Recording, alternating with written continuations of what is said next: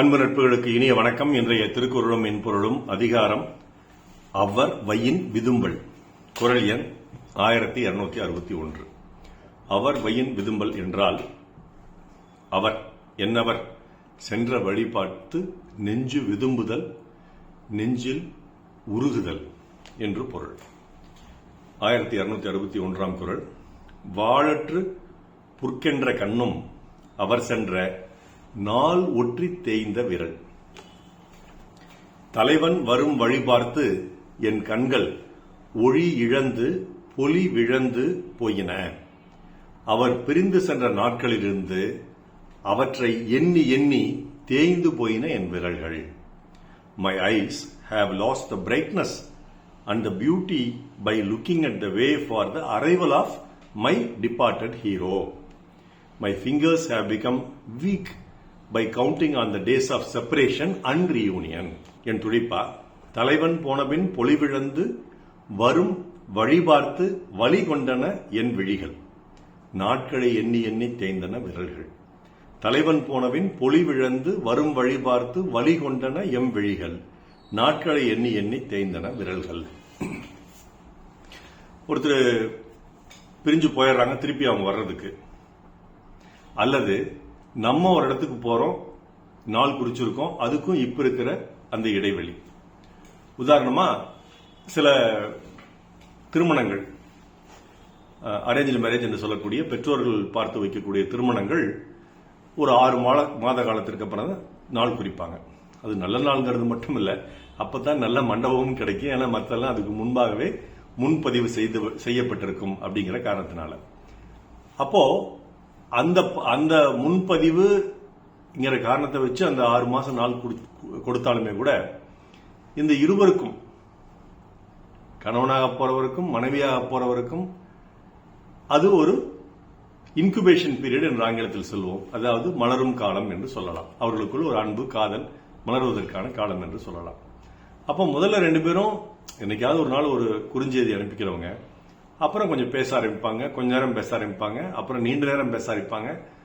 அழகன் என்ற ஒரு திரைப்படத்தில் மம்முட்டி அவர்களும் பானுப்பிரியா அவர்களும் அந்த டிடி தொலைக்காட்சி தூர்தர்ஷன் அதனுடைய இரவு முடிவும் அந்த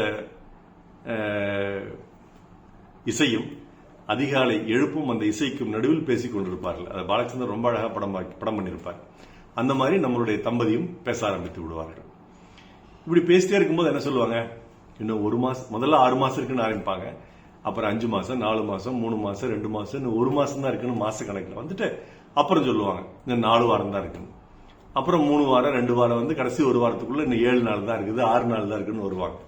கடைசி 1 மணி நேரத்துல இன்னும் 21 நாள்ல இன்னும் 24 மணி நேரம் தான் இருக்கு, 23 நேரம் தான் இருக்கு அப்படின்னு எண்ணிக்கிட்டே போவாங்க. கடைசி 1 மணி நேரத்துல நிமிடத்தை எண்ணுவாங்க, அப்புறம் நொடி எண்ணுவாங்க. இந்த மாதிரி எண்ணுபவர்கள், பிரிந்திருப்பவர்கள் சேரும் அந்த காலகட்டத்தை சீக்கிரம் முடிய வேண்டும் என்று எண்ணுவார்கள். அதுல இன்னும் எப்படி வசதியா எண்ணுவாங்கன்னா, இன்னைக்கு போயிடுச்சு, இன்னைக்கு பறந்துருச்சு, நம்ம என்னைக்கு சந்திக்க போறோமோ அன்னைக்கும் போயிடும், நடுவில் இவ்வளவு நாள்தான். உதாரணமா, அடுத்த வாரம் புதன்கிழமை நான் ஒருவரை சந்திக்க வேண்டும் என்று நினைத்தேன் அல்லது ஒரு நாள் குறித்திருக்கிறேன் என்றால், இன்னைக்கு அந்த புதன்கிழமை போயிடும், அன்னைக்கு அந்த புதன்கிழமை போயிடும், நடுவில் கூடிய வியாழன் வெள்ளி சனி ஞாயிறு திங்கள் செவ்வாய், இன்னும் 6 நாள் தான் நான் அவரை சந்திப்பதற்கு என்று எண்ணுவோம். இப்படி என்றது வந்து நம்மளே இப்படி எண்ணோம்னா, பிரிந்து போன தலைவனை நினைத்து தலைவி எண்ண மாட்டாடா என்ன? அவ அப்படி எண்ணிக்கிட்டே இருக்கா. விரல் வெட்டு என்றா, அல்லது இந்த பாலுக்காக கரியில வந்து செவுத்துல கோடு போடுவாங்க. பரோட்டாத்துக்கு அந்த ஒரு நகைச்சுவையில் வரும், பரோட்டா சாப்பிடும்போது அந்த பரோட்டா சூரி சாப்பிடும்போது அந்த கோடு வந்து செவுத்துல போடுவாங்க. இந்த மாதிரி விரல் தேய எண்ணிட்டு இருக்கா. அது மட்டும் இல்ல, அவள் கண்கள் வந்து ஒளி இழந்து பொலிவிழந்து போயிடுது. ஏன்னா பார்த்து பார்த்து கண்கள் பூத்து இருக்குன்னு ஒரு பார்வை இருக்கு, நீ வருவாய் என என்று.